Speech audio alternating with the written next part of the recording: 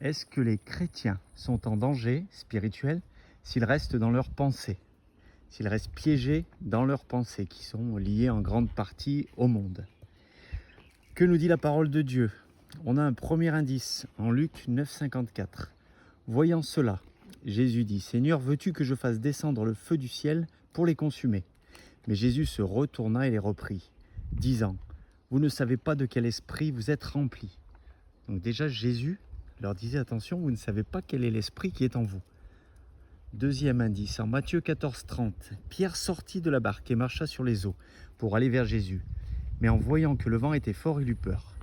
Et comme il commençait à s'enfoncer, il s'écria: Seigneur, sauve-moi. Et Jésus vient et lui dit: Homme de peu de foi, pourquoi as-tu douté? Et là, on voit facilement le mécanisme où Pierre, voyant Jésus, par la foi marche sur l'eau.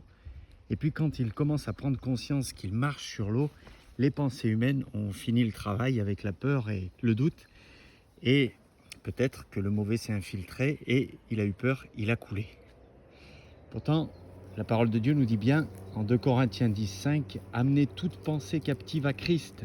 Est-ce que c'est lié au sacrifice perpétuel de la vidéo précédente? On a en Matthieu 16,23, « Mais Pierre », là vraiment une indice beaucoup plus précise, « Mais Pierre, l'ayant pris à part, se mit à le reprendre en lui disant, « Seigneur, Dieu t'en préserve, cela ne t'arrivera point. » Donc il essayait de le réconforter parce que Jésus allait se faire crucifier à Jérusalem. Et Jésus dit à Pierre: « Arrière de moi, Satan. Tu es pour moi un scandale car tes pensées ne sont pas celles de Dieu, mais celles des hommes. » En Romains 7,20. Donc là, Jésus vraiment dit à Pierre: « Satan. » En Romains 7,20. Or, si je fais ce que je ne veux pas, ce n'est plus moi qui le fais, mais le péché qui habite en moi. Et on sait que le péché, en Jean 3,8, 1 Jean 3,8, celui qui pratique le péché est du diable, car le diable pêche dès le commencement.